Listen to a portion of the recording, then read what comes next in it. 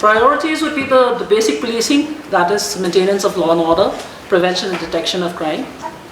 And of course, we would be focusing on areas which we feel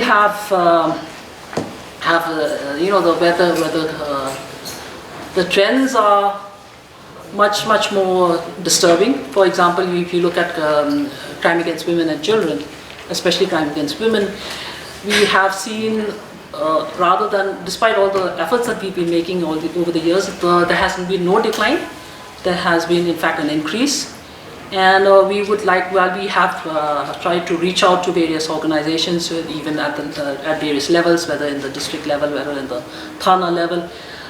We haven't been able to have the kind of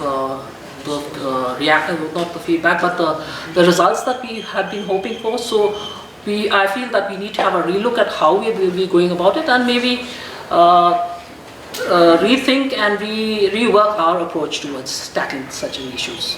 Ma'am, you are the first female DGP of Meghalaya. So what will be your focused area, and how do you see this? Like I've said to other colleagues of yours, I don't think the female DGP is any criteria for qualification for being DGP. The fact of the matter is, I've put in more than 30 years of service. So DGP, I don't think female is anything like that. But yes, as one of the I hate this first thing business, but as a female officer, as a woman, I feel very strongly that women have a very different perspective, and I will try to use that perspective to ensure that women themselves feel much better. I mean, feel much safer, not better, much safer, and improve the accessibility which we have, which I know is very. There's a lot of room for improvement on the accessibility of the police to the public. Now, as you've noticed that over the years, despite the efforts that have been made, however, we still see an increase in the crime against women. What exactly is the main problem here that we're looking at? That's what I had mentioned earlier. We are trying to drill down and see and focus on what are the issues. Because in some cases, in some districts, we have seen an improvement. In some districts, we haven't. For example, take for us, we at one point of time we have been trying to identify the hotspots. At one point of time, it was Jaintia Hills, East Jaintia Hills more than anywhere else, and then surprisingly West Khasi Hills. But West Khasi Hills, when we had focused on West Khasi Hills, kind of a special team was constituted just to look into crime against women, especially POCSO cases. It did show a lot of improvement, but somehow the momentum we've lost, and we need to that's what like I was saying earlier, we need to have a relook and a rethink as to maybe there's something that we could do better, there are some things which we need to change, but that I would be able to talk about only after some time, not immediately. Ma'am, you have contributed a lot in the Intelligence Bureau, so what step will you take to improve the intelligence collection of the Meghalaya Police? When it comes to intelligence, we always feel that the less said, the better. So I would not like to comment on how we go about collecting our intelligence. But rest assured that intelligence is a focus area for us, and without intelligence, we will not be able to really do our duties to the extent that we would like to do it. Ma'am, how do you see the law and order situation in the state? Could be better. That is what we would strive to improve. Ma'am, what will be your approach towards the drug menace in the state? How would you approach it? That is a concern that we've been having a lot over, especially in the recent past. It's very disturbing, especially to me, because with my experience earlier in Jaintia Hills, and subsequently in East Khasi Hills, Shillong was usually a transit point, but now it's become a consumer, and despite all those seizures and everything we've made, we've not really been able to make a dent into actually the supply system. While there have been very commendable efforts by the ANTF in some cases, But in a number of cases, we've not really taken the, we've not been able to take the action that we needed to take, and we've been faulted at a number of cases, a number of instances in court. Our cases have not held up, so that deterrence factor is not there. Yes, the drugs and the issue of drugs, especially the increasing crimes related because of the drug usage, especially amongst the youth and different sections of society, that is a concern which affects not only us, but it would affect not only our generation, but it would. I've seen what the effect that drugs has on at least 2-3 generations after this also.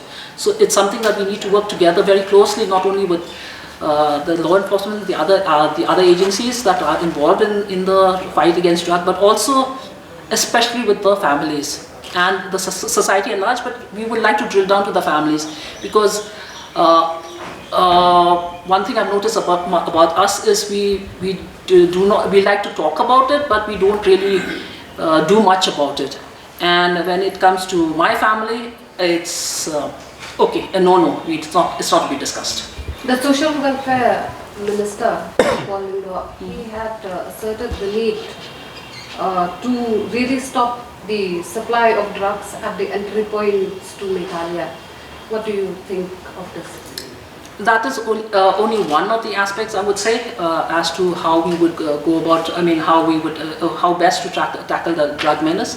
Yes, if we could get them at the entry point, yes, nothing like it. But the fact of the matter is,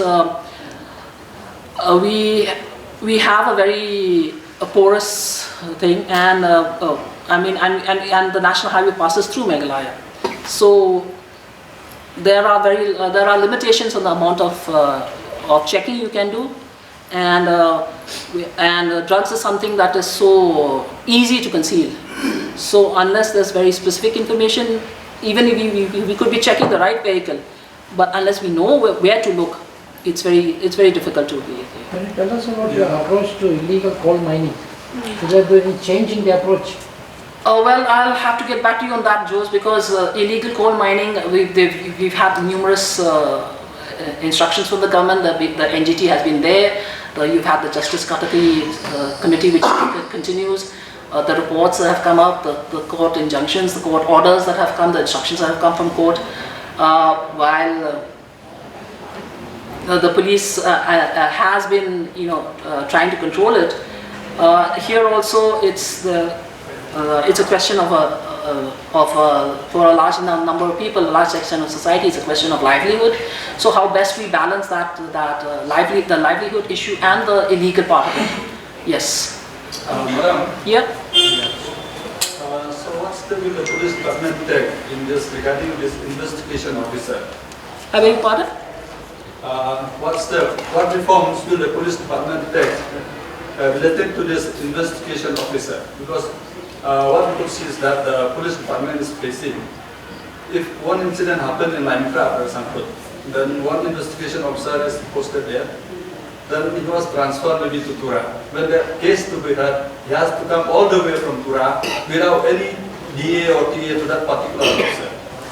I think I will have to correct you there. When it's related to a case, and when he has to come for maybe for summons, if he has completed the case and the case has been sent to court, where the final form has been issued, when he comes for any court hearing or anything related to the case, he is entitled to TADA.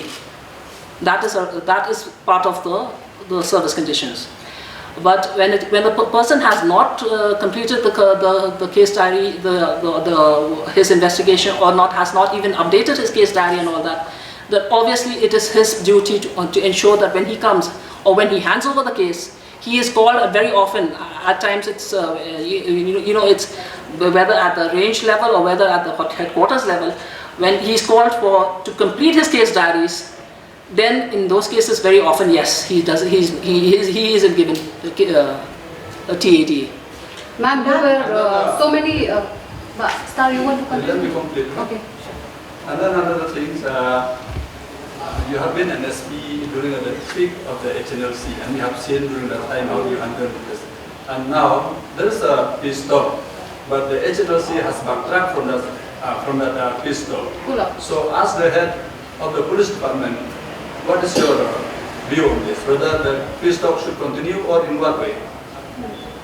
I think I'll have to recuse myself from that. Where the peace talks are concerned, it is a decision which the government has made very clear that they are very open to peace talks. As the DGP of the state, yes, we have seen HNLC, we have faced them. Yes, we have also seen peace talks with the ANVC and which ended with in a tripartite agreement. We've also seen the problems of implementing that agreement. We've also dealt with GNLA and we didn't have any kind of peace talks with the GNLA and a number of other other groups. So where HNLC is concerned and peace talks is concerned, I think the right person to talk to would be the government in this case. But what about, we have seen in the recent past, there were like so many demand notes by the HNLC. So what will be the stand of your department on such illegal activities? On that, the demand notes of HNLC, the HNLC themselves have come out with the clarification that it is not them. That verification is going on, whether it is actually them or it's an offshoot or it's somebody mimicking the HNLC. Investigation is going on, our inquiries are going on. I would like to leave it at that. Ma'am, recently also we have seen that there were like so many attacks on police station, arson attacks. So, but we have not seen anybody, no arrest till today. So, what do you have to say? Can you give me just some time on that? I've just joined today. I'll have to be looking into those cases. Maybe in a couple of weeks, I'll be better placed to answer that question. Ma'am, we have seen that lot of It's all from one side, yeah. Every police officer. Okay, just let her finish and then I'll come to you. Ma'am, we have seen that so many misguided youth, every year they try to form organization, organize GNLA or regrouping of GNLA, every time they try. So what police is doing to ensure that such misguided youth do not go and form an organization like that? Well, when it comes to misguided youth, I don't think it is only the duty of the police to be making efforts to show them a different path. It's something which the police has to work together with society, has to work together with other concerned well-meaning groups, and it should be a concerted effort, and we should be looking at having a synergy in ensuring that the youth, as you say, are not misguided. So tenure of any police chief is beset with problems. In the next 2 years, what are your challenges? What do you think? What are the challenges that you may face? Immediate challenges, I would say, is like I've mentioned in some other forum, that the impression of, the perception rather than impression, the perception that Meghalaya police is hostile to the people. Let me put it very bluntly. Correcting that influence, that perception, and to ensure that the people the police are accessible, are there to help you and not to harass you. In fact, to this end, we would be having a kind of an open house every week, one day of the week between 11 and 1. Most probably it will be on a Thursday. I would love if you would disseminate this information.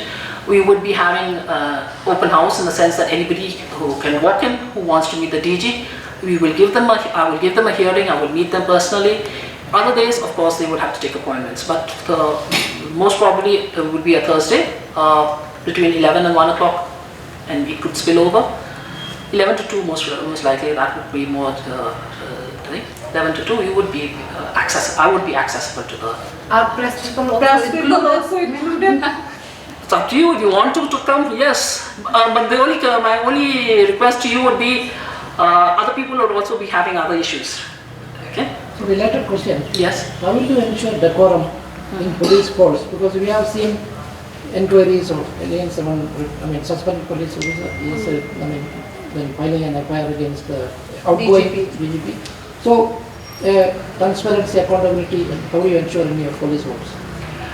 That is one of the biggest challenges that that is facing us now. Meghalaya Police has long had a history of being one of the most disciplined, one of the most well-behaved police forces.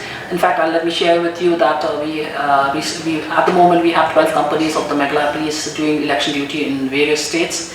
They've been moving from one state to state. At the moment they're in Delhi for the last phase of the elections, which will be happening on, voting will be happening on Saturday.